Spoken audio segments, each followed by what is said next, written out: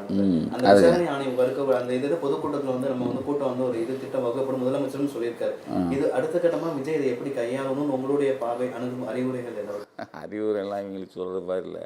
ரெண்டாவது நீங்கள் சொல்லும்போது மூத்த பதவியாலும் கிடையாது. நான் ஒரு ப்ராக்டிக்கல் நான் ப்ராக்டிக்கலாக இருக்கிறவன், நான் கைவேண்டி இருக்கிறவன். அவங்களுக்கு அறிவுரைலாம் சொன்னால் கேட்க மாட்டேன் சார். ஆனால் பட்டால் தான் சார் தெரியும். இப்பயும் பட்டு நீங்கள் ஒரு நல்ல விஷயம் என்னென்னா மறுபடியும் வந்து நடிக்க போகிறதான். இல்லை நான் பிடுங்கிடுவேன் பாடுறா அப்படின்னா இவன் திருந்த மாட்டான் சார். நீங்கள் எளவுக்கு வருத்தம் தெரிவிக்கிறவன் எந்த இடத்துலையும் வருத்தமே தெரிவிக்கலையே சார். யாருமே இல்லை சார், மருத்துவமனையில் இல்லை, பாதிக்கப்பட்ட மக்கள் அதான் சார் எல்லா கட்சிக்காரும் இருக்கான். இல்லை இப்போ வருத்தம் 4 நிமிஷத்துலேயே வருத்தம் தெரிவிக்கல சார். அவன் மேக்கப் போட்டு வந்தான், கடைசியில் வீரியம் கொண்டு எழுவோன்ட்டான். நீங்கள் இவன் மறுபடியும் வந்து சார் எவ்வளோ பேரை காவு கொடுக்கும். நம்ம பிள்ளைகளை நம்ம காப்பாற்றணும் சார், நம்ம பிள்ளைகளை நம்ம காப்பாற்றணும். அப்போ இவன் மறுபடியும் நடிக்க போகிறது சாலை சிறந்தது.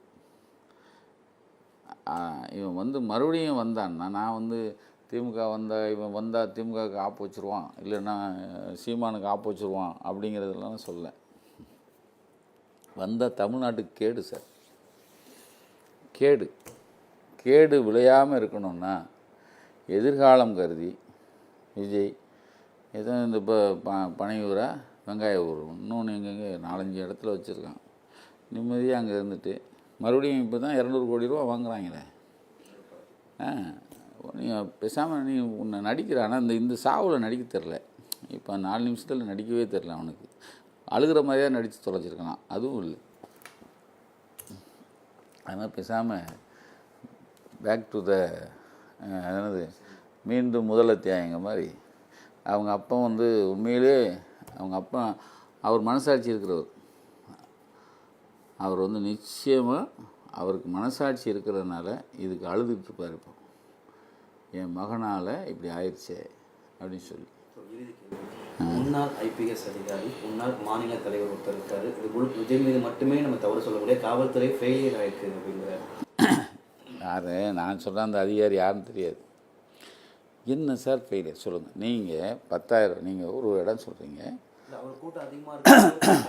எங்கேருந்து வருவான்? டேய் அறிவு வேணாம், நீ தான் கூட்டு வர. நீ எத்தனை மணி நேரத்துக்கு வரேன்னே தெரியல.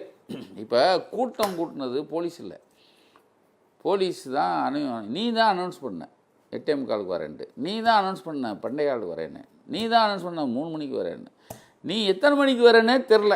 சரி எவ்வளோ பேர் வருவாங்க? 10,000 பேர் கொடுத்த 10,000 பேருக்கு 500 போலீஸை நிப்பாட்டி வச்சுட்டாங்க. ரைட்டா? நீ வரும்போது வண்டியாக நீ நாமக்கல்லில் இருக்கிறவனையும் கூப்பிட்டு சார் மிகப்பெரிய அவங்க வந்து சேடிஸ்ட்டு, மிகப்பெரிய ஒரு கொடூரனுக்கு ஒரு பெரிய உதாரணம் தெரியுமா சார்?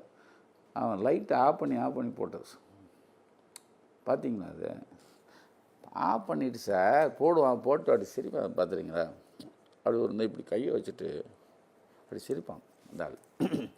இதில் எத்தனை வக்கரம் இருக்குது தெரியுமா?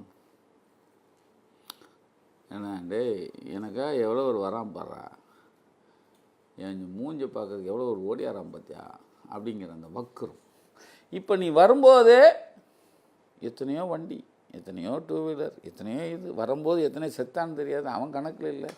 இவ்வளோ வேற கூப்பிட்டு வரும்போது சார் போலீஸ் என்ன சார் செய்யும்? நீங்கள் உங்கள் இதில் தான் பார்த்தேன், அப்படி அலையா தலைகளில் இந்த கையை கூட தூக்க முடியாது சார். இப்படி அலையா இருக்குல்ல, எந்த போலீஸார் காப்பாற்றிருப்பான்? நீங்கள் அதாவது ஒருத்தன் இப்படி நடக்குன்னு தெரிஞ்சு ஒருத்தன் வரான்னா போலீஸை ஈஸியாக போட்டு போலீஸ் பாதுகாக்க விட்டுச்சு. நீங்கள் உங்கள் இஷ்டத்துக்கு நீங்கள் வந்து 10 ஊர்லேருந்து ஆட்களை தூக்கிட்டு வருவீங்க. யாரை எப்போ கொண்டு வந்தேன்னு சொல்லல. 10,000 பேரை விட அது 3 மடங்கு. என்ன சார் பண்ணுவாங்க? நான் போலீஸு தவறு செஞ்சால் தவறுன்னு சொல்கிறோம். என்ன நீ தான் ஆம்புலன்ஸே அவன் ஒரு பேட்டி கொடுத்துருக்கான் சார் நாங்கள் எங்கள் கொடியை உனக்கு கொடியெல்லாம் கட்டிக்காங்க. ஆமாம் கொடி போட்டுக்கோ, எங்களுக்கு தேவைப்படுவோங்க. அவங்க தான் சார் கூப்பிட்டாங்க, கூப்பிட்டு வச்சு அடிக்கிறாங்க சார் அப்படிங்கிறான். அப்போ அறிவே இல்லாத ஒரு ஜென்மத்தை வச்சு போலீஸ்காரன் போனால் விட்டுருவாங்களா? இந்த செருப்புக்கு காவ காத்துட்ருக்காங்க, என்ன பண்ணுவாங்க? நான் போலீஸுக்கும் வக்காலத்து வாங்கலை, ஆனால் போலீஸ் அதிகாரியாக இருந்து இது வந்து இப்போ இருந்த போலீஸ், ஏன்னா அவருக்கு வந்து மறுபடியும் இந்த எக்ஸ்டென்ஷன் கொடுத்துக்க மாட்டாங்க. இதில் வந்து இப்போ தமிழ்நாட்டு போலீஸில் என்ன ஆகிப்போச்சுன்னா, அதிமுக போலீஸ் திமுக போலீஸ்னு ஆயிடுச்சு.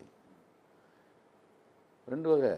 இன்னும் அடுத்து சீமான் போலீஸ் வரும், பிஜேபி போலீஸ் இருக்குது. பிஜேபி போலீஸ் ரொம்ப இருக்குது இப்போ, புரியுதா? அந்த போலீஸ் எல்லாம் சேர்ந்து ஆளாளுக்கு ஒன்று சொல்லத்தான் செய்வான். மனசாட்சி அவன் வீட்டில் அவன் பிள்ளையோ, அவன் பிள்ளைக்கு அவன் மகளுக்கு பிறந்த பிள்ளையோ எல்லாரும் அந்த இடத்துல இருந்து ஒரு அம்மா மிதிப்பட்டு செத்துச்சுன்னா அவங்களுக்கு தெரியும், ஓஹோ நம்ம பிள்ளை தான் கொஞ்சம் செஞ்சது தப்பு அப்படி தெரிஞ்சிருக்கும்.